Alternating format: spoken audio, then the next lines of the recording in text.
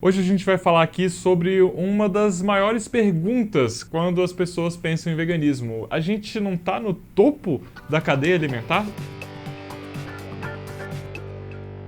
Esse é o 12º de uma série de 30 vídeos inspirados no trabalho do Earthling Ed. Se você quiser saber mais, checa os links na descrição. Para falar melhor sobre esse argumento, eu vou definir antes aqui o que é cadeia alimentar. Basicamente, existem algumas formas de você estudar a cadeia alimentar, mas ela mostra de que forma as espécies se relacionam na maneira alimentícia da palavra. Então tem uma maneira que é bem simples de entender isso, né? Que eles pegam 3 animais, por exemplo, né? Uma planta, na verdade, e 2 animais. Seria um animal herbívoro que vai comer essa planta e um carnívoro que vai comer esse animal herbívoro. Existem maneiras um pouco mais complexas de se estudar a cadeia alimentar também, que eles usam inclusive o termo teia alimentar, né? Porque na maioria das vezes o que acontece não é uma coisa simples assim de uma escadinha onde uma espécie come uma planta e outra espécie come essa espécie e outra espécie come essa espécie.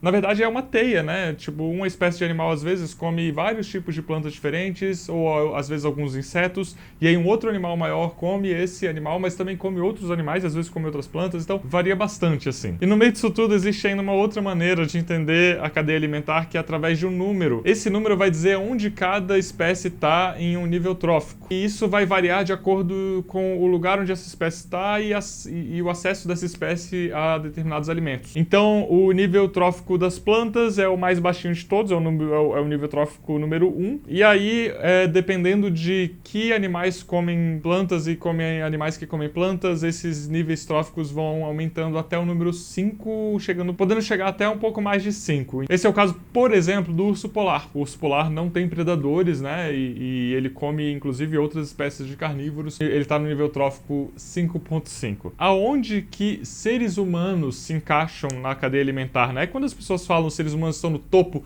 da cadeia alimentar, elas estão imaginando esse tipo de cadeia aqui, né? Plantinha, herbívoro, carnívoro e o ser humano no topo da cadeia alimentar. Se você pensar bem, a maioria do que a gente come são plantas, né? Na verdade, eu não conheço ninguém, pessoalmente, que come mais animais do que plantas. Pausando esse vídeo rapidinho para você considerar apoiar meu trabalho em apoia.se/veganovitor. Considera deixar uma contribuição mensal lá, por gentileza, tá bom? Obrigado. Então, se você for analisar, né, a gente não estaria aqui em cima do topo, né, nem se a gente fosse parte ainda desse ciclo, né, de cadeia alimentar na natureza, a gente não estaria aqui no topo porque a gente se alimenta muito de plantas. E daí teve um grupo que fez um estudo justamente para tentar definir aonde estariam seres humanos. E eles chegaram à conclusão de que o número, né, que pode começar com e terminar até lá em 5,5, o nível dos seres humanos numa média global tá em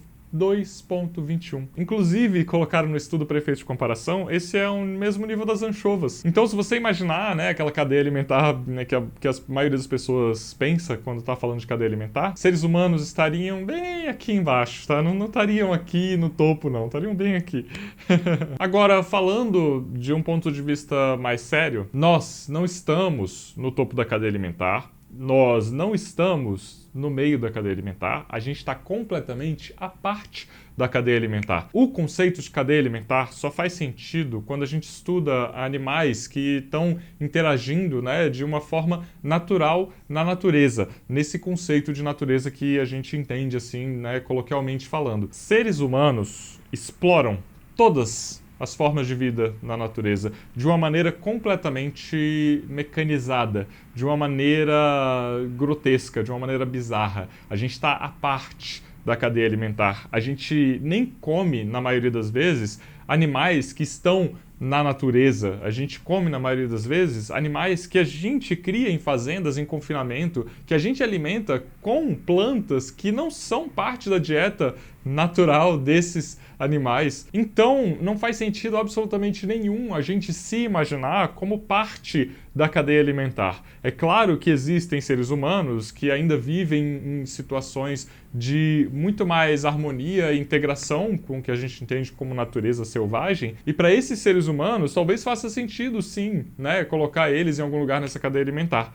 Mas pra gente, nós que moramos, a maioria de nós, né, você que está vendo esse vídeo no seu celular, celular, você que está vendo esse vídeo no seu computador, você muito provavelmente nunca caçou animal nenhum. Você com certeza nunca sofreu um perigo de ser predado por animais carnívoros como um leão, ou um crocodilo, ou um jaguar. Então, é uma ilusão completa a gente acreditar que a gente tá na cadeia alimentar, e uma ilusão maior ainda achar que a gente está no topo, porque mesmo que você faça os cálculos, né, para descobrir aonde você está ali, você está longe do topo, está abaixo da média. Voltando um pouquinho para esse número que foi atribuído para a nossa espécie, como eu falei, ele vai variar ali de região para região. Então, lugares onde as pessoas consomem mais carnes, esse número vai ser um pouco maior. Lugares onde consomem menos carne, esses números vão ser menores. E essa mesma pesquisa que colocou a gente como 2,21 nesse nível trófico aqui, ela também chegou à conclusão de que esse número tem aumentado para a nossa espécie com o passar dos anos, com o passar das décadas.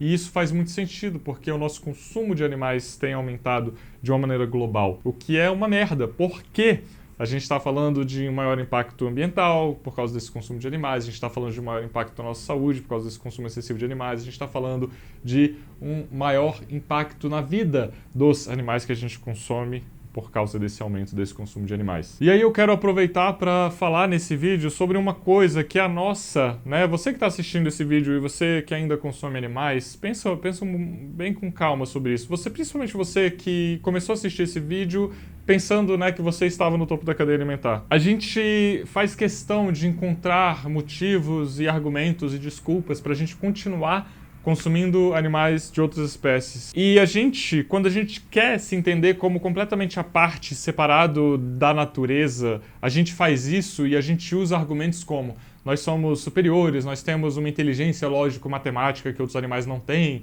nós temos tecnologia, a gente consegue explorar e dominar tudo o que vive porque nós somos muito diferentes e muito superiores a todos os outros animais de outras espécies. Quando a gente quer, a gente usa esse argumento dessa maneira. Mas aí, quando a gente quer também, a gente se insere de volta no que a gente entende por natureza e a gente fala que a gente está no topo da cadeia alimentar. Pensa bem, se decide aí, você é parte do que você entende por natureza, ou você está fora disso e você pode explorar a natureza porque você é muito mais superior e mais inteligente. Não dá para ser os dois ao mesmo tempo. E eu ainda vou falar nessa mesma playlist mais futuramente sobre o argumento de que nós somos mais inteligentes e, portanto, a gente pode explorar outras espécies. Mas pensa o seguinte: a gente é muito mais parecido com um gorila, nossa espécie é muito mais parecida com a espécie dos gorilas, do que gorilas são parecidos com antílopes, por exemplo.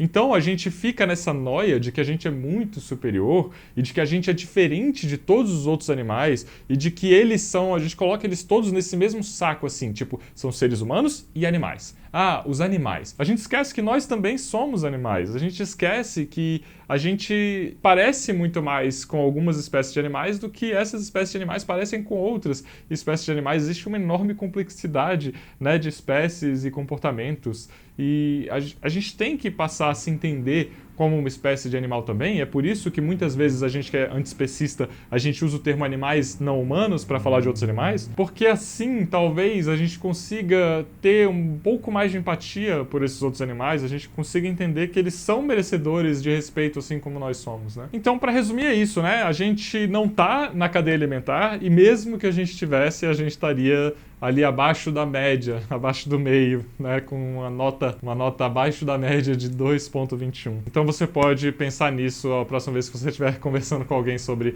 cadeia alimentar. Estamos conversados? Então aguardo você aqui nesse mesmo canal na semana que vem. Espero que você tenha curtido esse vídeo. Curte esse vídeo, comenta nesse vídeo e compartilha esse vídeo, principalmente compartilha esse vídeo com as pessoas que você sabe que acreditam ainda nessa história aí de cadeia alimentar, tá bom? Muito obrigado, até semana que vem e beijo!